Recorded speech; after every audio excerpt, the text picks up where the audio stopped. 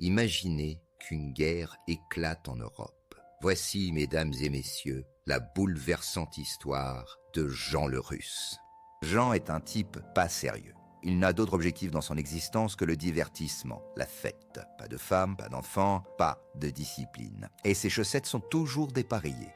Enfin, vous voyez le genre, quoi. Son métier, c'est acteur de cinéma. Mais en fait, il gagne petitement sa vie en faisant des pubs à la con. Enfin, soyons justes, il a quand même joué dans un péplum à très gros budget. Après voilà, son rôle n'était pas d'une excessive prétention. Jean, c'est aussi un type qui aime boire avec ses amis. Ou sans ses amis, car il est vaguement alcoolique et dépressif.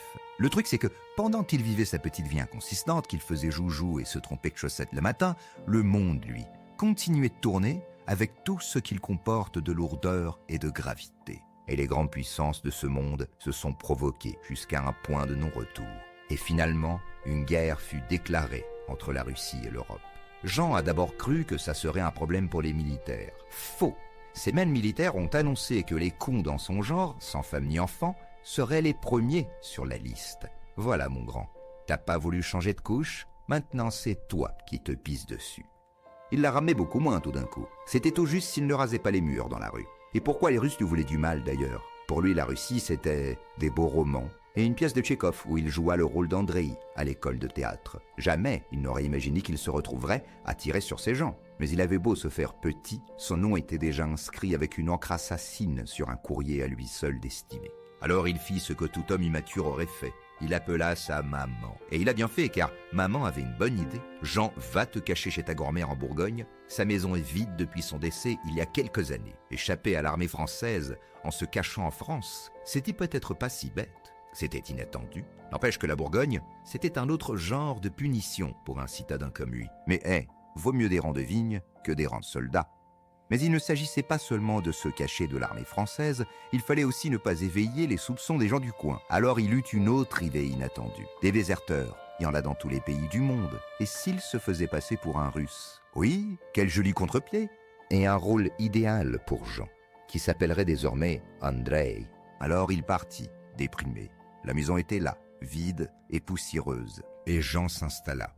Il commença par s'enfermer chez lui pour peaufiner son personnage. Mais il fallait bien sortir malgré tout. Alors armé d'un accent grossier, il raconta son histoire de Russe dissident au patron du bistrot du village, qui, comme souvent, était un pilier de la communauté locale. Et le patron du bistrot l'apprécia. Un Russe qui déserte, c'est un Russe qui ne nous tire pas dessus, n'est-ce pas? Le reste du village ne tarda pas à beaucoup l'aimer aussi. Et Jean le Russe devint cet étranger qui avait choisi leur village pour se réfugier. Oui, il y a de ces petits miracles de paix au milieu d'une guerre. Mais le problème avec les petits villages, c'est qu'on devient vite une attraction. Et sans tarder, le bruit se propagea partout. Car les gens parlaient, et encore parlaient, et encore parlaient. Et croyez-le ou non, mais les bonnes informations finissent souvent par arriver aux bonnes oreilles. Et voilà comment Masha est arrivée au village. Une vraie Russe, une vraie dissidente, perdue et à la recherche de ses compatriotes exilés. Mais là, il était bien emmerdé, Jean. Jouer aux Russes avec des villageois, c'est une chose. Mais une fille née et élevée à Moscou, c'est pas le même public. Il n'a même pas essayé. Il a tout avoué. Et il a bien vu que Masha était déçue. Mais elle était décidée à ne pas être venue pour rien. Elle lui proposa de garder son secret, mais en échange, il accepterait de l'héberger chez lui. Jean était d'accord. Mais ça ne suffisait pas pour Masha, qui annonça vouloir accueillir d'autres dissidents russes qu'elle connaissait. Et 2 jours plus tard, Ivan est arrivé. Et le lendemain, Irina. Et le jour d'après, Alexei. La maison de Jean était devenue un refuge. La Russie le passionnait, mais il ne s'attendait pas à ce qu'elle débarque carrément chez lui. Mais on pouvait s'en douter. Au milieu de tout ça, Jean commença à tomber amoureux de Masha. Et comment pouvait-il en être autrement? Elle était déterminée, attentionnée, combattante. Jean jouait au héros, Masha l'était pour de vrai.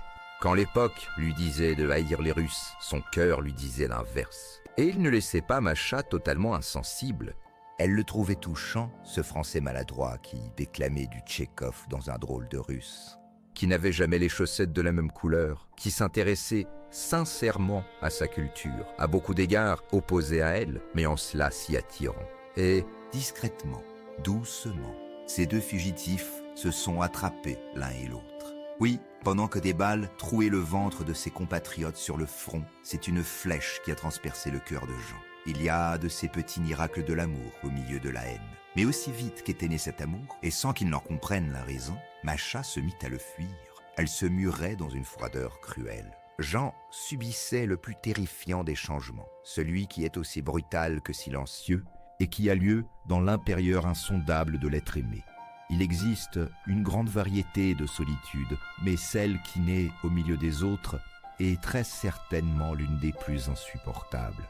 Finalement, Macha avoua à Jean qu'elle ne pouvait se résoudre à aimer un déserteur. Il rétorqua qu'elle aussi avait fui, mais elle nuança. « J'ai fui une dictature, moi, pas mon devoir. » Alors il s'est caché, honteux. Il a emporté sa fierté blessée dans le grenier de la maison. Et il y avait là un vieux coffre. En fouillant dedans, il fit une découverte. Des lettres. De très vieilles lettres. Des lettres d'amour, destinées à son arrière-grand-mère. Puis les lettres d'amour se mirent à parler de tranchées, de boue mêlée de sang et d'amis perdus. L'arrière-grand-père de Jean avait fait la Grande Guerre. Ainsi, le courage coulait peut-être dans ses veines. Mais il trouva ensuite un article de journal qui apportait une fin tragique au passé qui se déroulait sous ses yeux. Son arrière-grand-père fut condamné à mort pour désertion face à l'ennemi. Pas à dire, c'était bien son arrière-grand-père. Et c'est l'esprit de fuite qui coulait dans ses veines, véhiculé par ce sang qu'il refusait de faire couler pour un truc aussi con qu'une guerre. Ça le révoltait, beaucoup. Alors c'était décidé.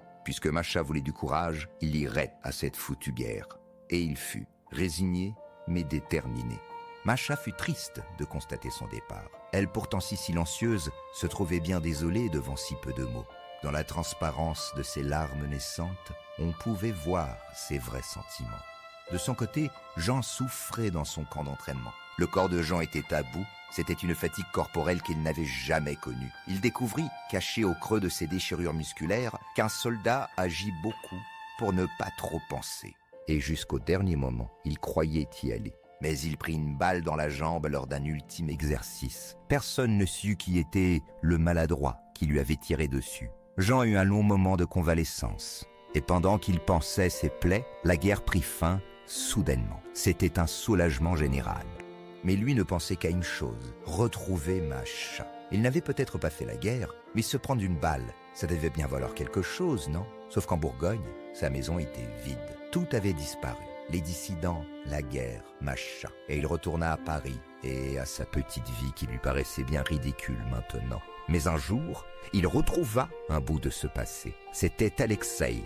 Il était là, à Paris, et il avait de bien tristes nouvelles. Lui et ses amis étaient surveillés par les services russes depuis le début. Seul Alexeï avait échappé à ce coup de filet. Mais, et Macha? Eh bien, le cas de Macha était peut-être le pire, puisque c'était elle, l'agent du FSB infiltré, qui les surveillait. Ainsi, entre Jean et Macha, c'était elle la grande comédienne.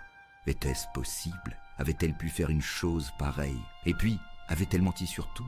Avait-elle aussi feint son amour? Jean se demandait s'il n'avait pas aimé un fantôme, une image seulement. Il se demandait s'il ne venait pas d'apprendre que les mirages naissent aussi dans les pays des déserts de glace. Mais l'amour était têtu, alors Jean aimait encore Macha.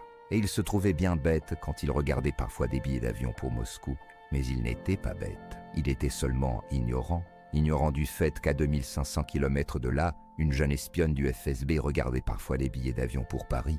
Ignorant qu'elle avait un collègue qui était infiltré dans l'armée française et qui lui avait rendu un fier service en empêchant un Français qu'elle aimait d'aller se faire tuer au front. Ignorant enfin qu'elle portait sa boucle d'oreille autour du cou